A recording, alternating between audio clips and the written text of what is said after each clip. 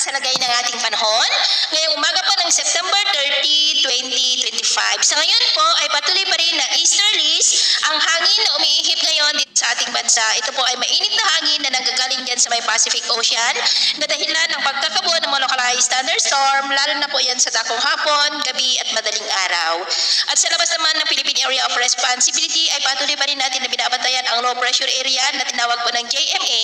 na Invest 93W at nasa layo ngayon ng 1,382 km east ng Visayas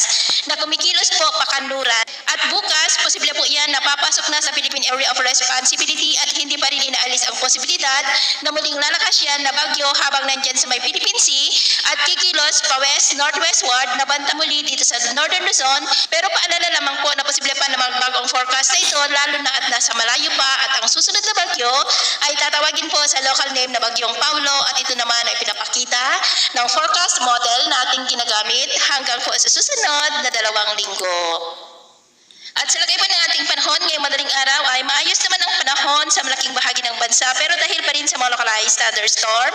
ay mayroon pong mga isolated rains sa ilang bahagi ng Quezon, Bicol Region, Marinduque, Romblon, Northern Palawan, Capiz, southern part ng Negros, Cebu, Bohol, Northern Samar, Zamboanga Peninsula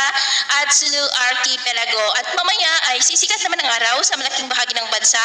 pero dahil pa rin sa mga localized thunderstorm ay may tsansa ng maulap na kalangitan with isolated rains sa ilang bahagi ng Camarines Provinces, Legazpi, Catanduanes, southern part ng Quezon, Romblon, Marinduque, Calapan, Palawan, Pandan, Cebu, Bohol, Gamay, Zamboanga at Sulu Archipelago. At mamayang hapon may mga tsansa pa rin ng mga isolated rains sa ilang bahagi ng ating bansa kaya kung lalabas tayo sa ating mga tahanan, ugaliin lamang po natin lagi ang magdala